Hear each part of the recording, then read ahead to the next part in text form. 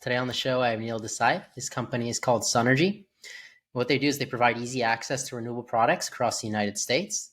He's the CEO of the company. He's had it for 4 years, and we were just talking about the massive influx of people now just jumping into his sector and what he's seeing there. Yeah, yeah. It's a thank you so much for having me on, Chad, and I look forward to giving a deep dive and kind of a little bit more insight on all the struggles that we faced and the market as a whole. Yeah, definitely. I want to hear what you have to say about this. So, what do you see what's happening with the market as a whole?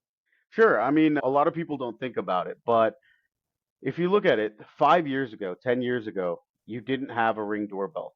You didn't have an electric toothbrush. You didn't have your iPhone or your Apple Watch or your three tablets or your two computer screens or your all of these things, all of these devices that it's modern technology and we have become dependent on having these technological factors in our life. Well, all of these outlets, they require a lot of energy usage, and people don't realize the amount of energy that we're using on a daily basis, that it continues to grow. When they think of energy, most people look at their fridge or their dishwasher and say things are becoming more energy efficient. And that is accurate, but that does not replace the fact that we continuously use more energy on an annual basis as a country than anyone else. So I think it's being brought more to light, especially because EVs are coming into play. A lot of people are buying Teslas. Every manufacturer is going EV. So the electricity usage is just becoming greater and greater and greater. And I think renewable is a great way to help for the headwinds that we're about to face. For example, most people are very, it's second nature that when you flip a light switch, automatically the lights are going to turn on. What happens to that one day when it doesn't?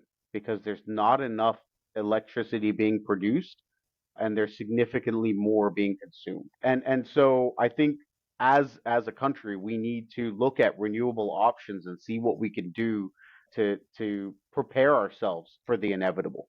So, what are you thinking as far as preparations? Sure. I know that there are a lot of tax incentives, right, around renewables, around solar in particular, but even wind, there's a lot of incentives that the government is has put into place. And I feel that they're putting these incentives into place so that people are prepared for what's to come. And I think it's up to us to take action on it sooner rather than later.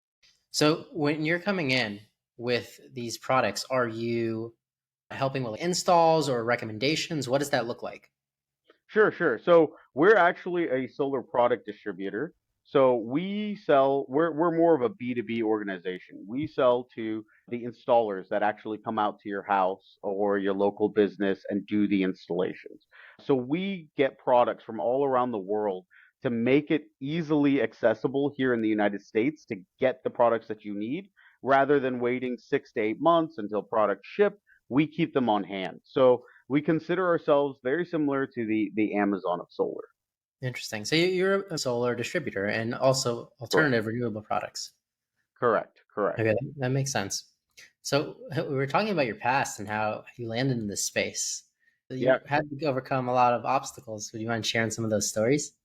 Yeah. Yeah. Sure. So you know, ever since I was 16 years old, I had multiple jobs. And prior to me jumping into renewables, I worked for in the hospitality industry, and I did that for about 14 years. And while I was in the hospitality industry, I kind of had a few friends that were in the renewable energy environment, and I had talked to them, and I had noticed all of those things that the consumption of energy was just continuously rising, and that we continuously we're using our natural resources to sustain us at the moment.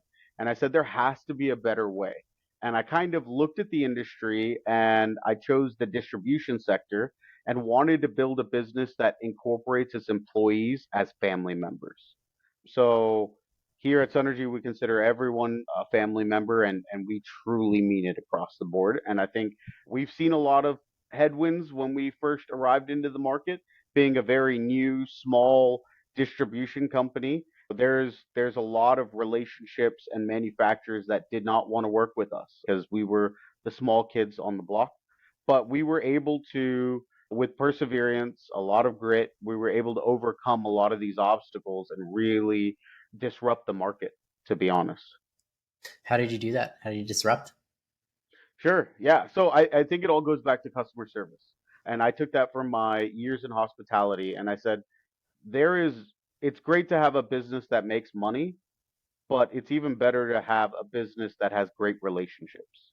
So we focused on that. When I said Synergy is a family, we don't only consider our own internal team family members, we also consider our clients family members, and we treat them just as family members. We build a relationship with them, whether it's in our best interest or not. We want to ensure that they are well taken care of.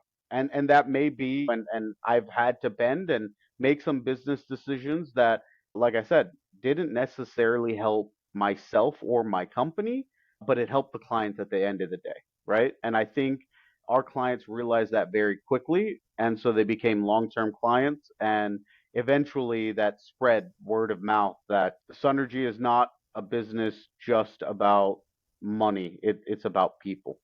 So, who would be a client or like a typical client? Or a few examples. Sure.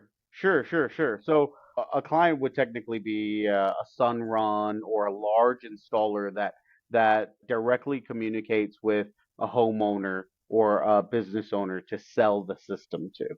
Okay, that makes so you're selling to other businesses, generally Yeah, speaking. Yeah.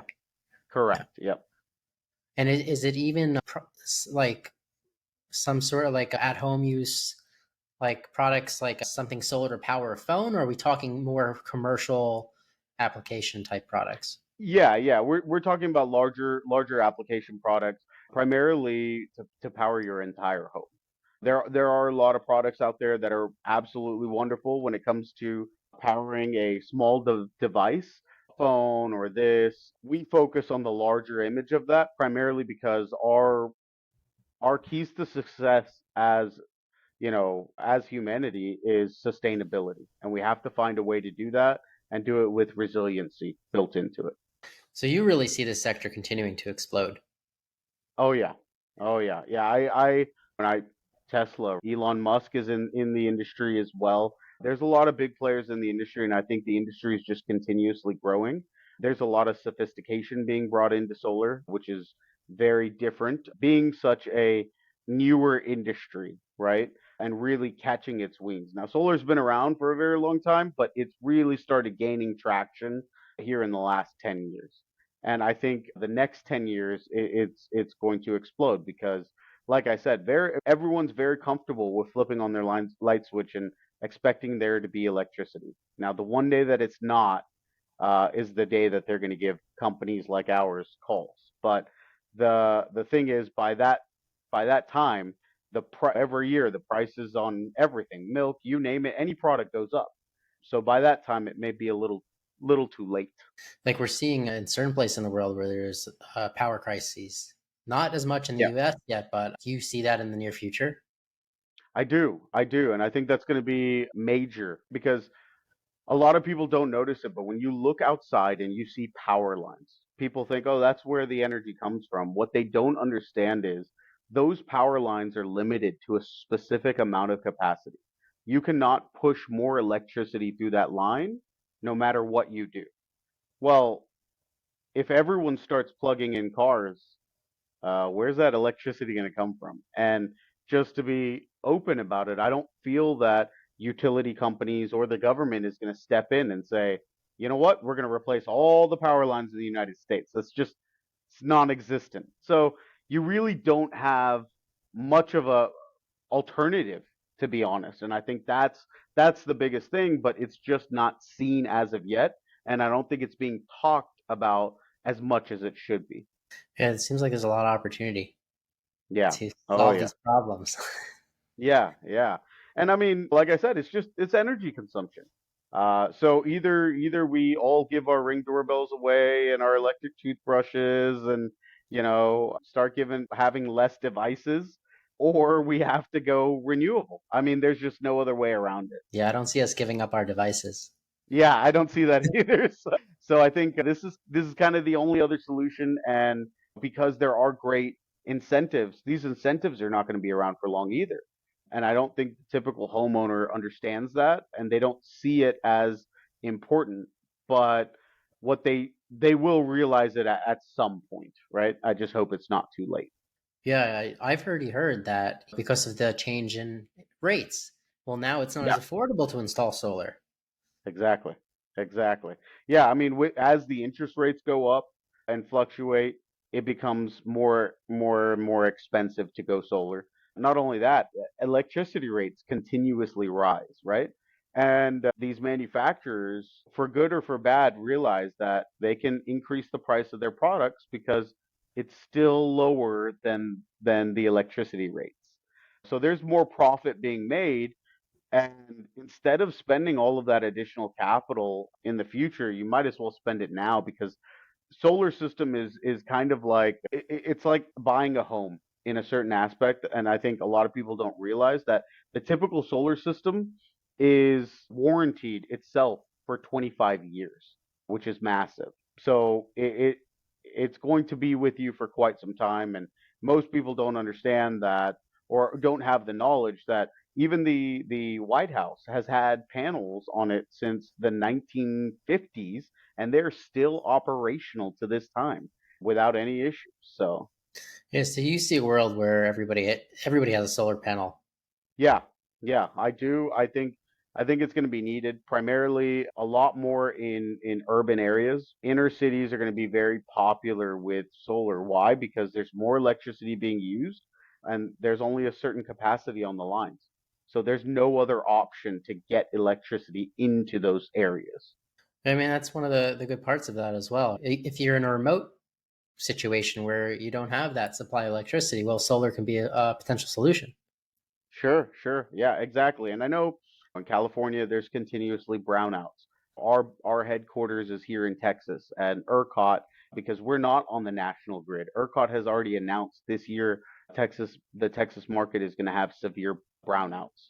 Now, these are all massive reasons to go solar, but people don't realize it. So we had something just a few years ago where there was a freeze here in Texas, and there was a lot of electrical outages all across the state, and because we were not on the national grid, we couldn't pull from anywhere else in the country as far as electricity. There was actually 173 people that died during that time period, and people don't realize that it was very cold, and that was not something that's common for Texas. And having electricity out for that amount of time was it was a different environment that people don't have the experience of having on a regular basis. Right. Yeah. I mean, it's a situation that needs to be dealt with before it gets worse. Sure, sure.